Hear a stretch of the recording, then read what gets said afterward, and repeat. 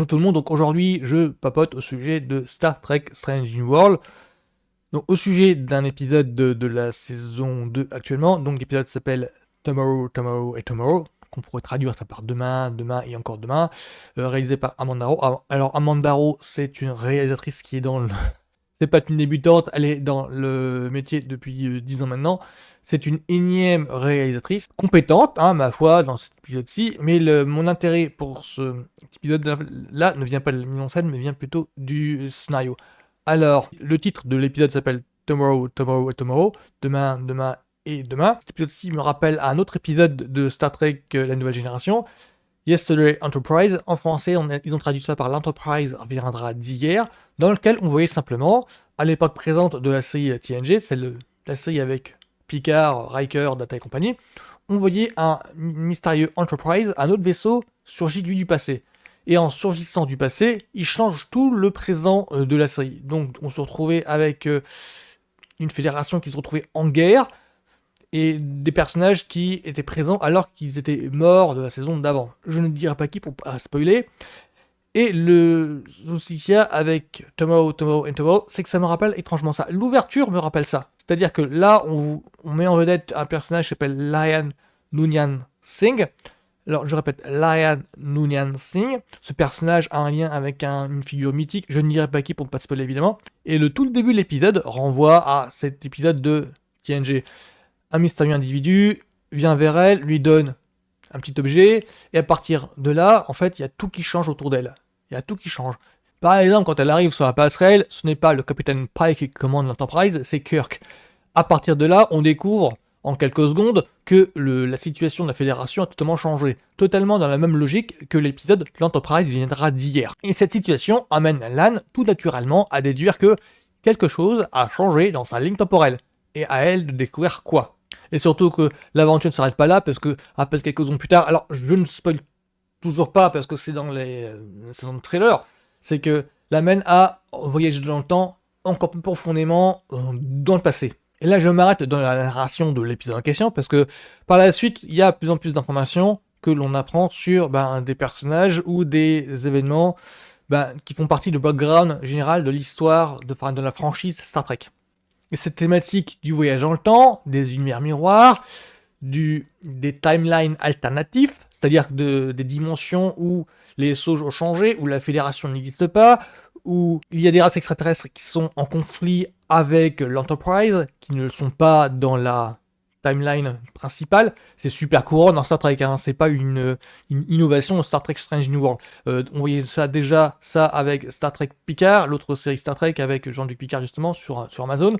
On voyait déjà ça au cinéma avec Star Trek 4 Retour sur Terre, avec Star Trek Premier Contact, ou même les reboots en question reposent sur une timeline alternative, c'est-à-dire une timeline qui a été changée dès le début. Vous voyez, c'est courant dans Star Trek, hein. Je vous parlais de l'Enterprise d'hier de TNG, il y a ça tout le temps. Il y a même le cas d'une police temporelle qui existe. Alors, je caricature, mais une police temporelle, on introduit l'idée dans Star Trek Enterprise, il me semble, que dans le futur des personnages, c'est-à-dire que non pas dans l'époque présente, dans leur futur à eux, en fait, il a été inventé une police chargée de maintenir le flux temporel, que tout ce qui doit arriver, c'est-à-dire la fédération, telle guerre, les conflits, tout le cheminement logique de la timeline principale, en fait, doit être maintenu. Donc il y a des drames qui arrivent, mais aussi des bonnes choses qui arrivent.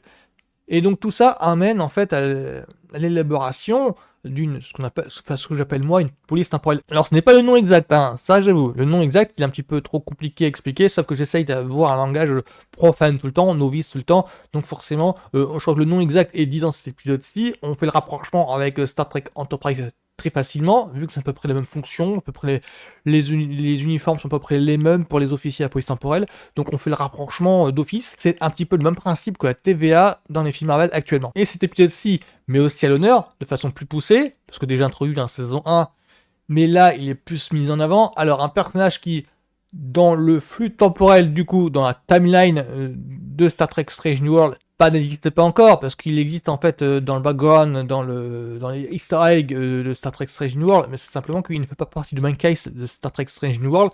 Je veux bien entendu parler de Kirk, James Timerius Kirk, hein, le légendaire capitaine du vaisseau spatial Enterprise, incarné par William Shatner dans la série classique, et ici interprété par Paul Wesley. Alors Paul Wesley, moi je le connais de The Vampire Diaries, hein, je ne vous le cacherai pas, même si je fais pas partie du public cible, je crois qu'il est assez fan, l'air de rien, et je suis étonné de le voir si convaincant en Kirk en fait. L'air de rien, il a un faux air de Chris Pine, qui incarnait Kirk dans les reboots, il a un faux air. Il ressemble, alors à mes yeux, il ressemble pas trop à Shatner, mais il fait le job. Mais il a réussi à avoir le même jeu, un petit peu séducteur. Il ressemble pas trop à Shatner, il a ce comportement, il a cette tic, il a son aptitude de charmeur. Disons que ça fait débat aux yeux des fans, mais non, il ressemble pas trop à Shatner. Donc voilà, c'est Paul Wesley, c'est l'un des héros, je dirais, enfin l'un des personnages principaux, il fait partie du maincast de The Vampire Diaries, c'est lui qui fait Kirk.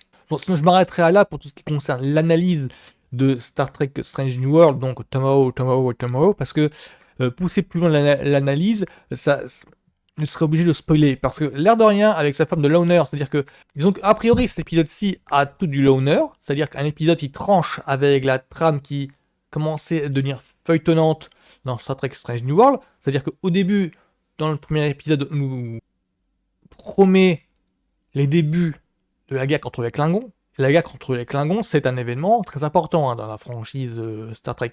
C'est un des piliers de Star Trek classique. Enfin, c'est un événement très important dans la franchise, l'univers Star Trek.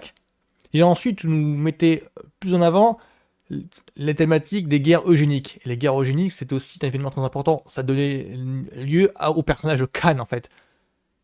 Et l'air de rien, sans vouloir spoiler, les quelques éléments que l'on apprend dans cet épisode-ci, au détour d'une scène par exemple, au détour d'une réplique par exemple, ça apporte des éléments qui enrichissent tout ce background. Donc en dire plus, ce serait spoiler à mon goût. Donc tout ce que j'ai à dire sur Star Trek Strange New World cette semaine, c'est que, épisode très surprenant, mais vraiment solide, bon, en apparence mineure, mais qui pourrait avoir de l'impact plus tard. Donc, épisode 6 de Star Trek Tomorrow and Tomorrow, plutôt réservé aux fans hardcore, je dirais, qui devraient retrouver leurs éléments, mais c'est un petit peu le piège je dirais du délire du truc avec cet épisode 6, c'est que ça rappelle pas mal de bons souvenirs d'avant, mais si on n'est pas féru, si on ne connaît pas assez Star Trek, ouais, là c'est... disons que si on ne connaît pas assez Star Trek, si on voit que Star Trek que Space Opera, on pourrait désarçonner. C'est un petit peu ce qui s'est passé avec Star Trek Picard saison 2, c'est-à-dire que dans Star Trek Picard saison 2, c'était une histoire de voyage dans le temps également, donc moi qui étais habitué à Star Trek, pour moi j'étais en terrain connu, mais le souci qu'il y avait, c'est que c'est que si on est novice et qu'on s'y connaît pas, ça ne ressemble pas aux préjugés qu'on a de Star Trek, donc forcément on est dépaysé. Cet épisode-ci de Star Trek Strange World vient nous prouver que non, Star Trek, ce n'est pas seulement du voyage dans l'espace, c'est peut-être aussi du voyage dans le temps. Pour ma part, c'était très solide, et pour ma part, j'ai pris mon petit plaisir, donc il n'y a pas de souci à se faire. Star Trek Strange New World, ouais, c'était encore du bon. C'est légèrement en excès à niveau intensité, mais ça prépare le terrain à autre chose en fait. Je pense que c'est ça en fait, parce que les éléments qui sont passés, ça prépare le terrain à autre chose. Donc Star Trek Strange New World cette semaine, encore du bon. Ça, pour moi, c'était pas mal encore. Voilà. Donc, je souhaite tout le monde à la semaine prochaine.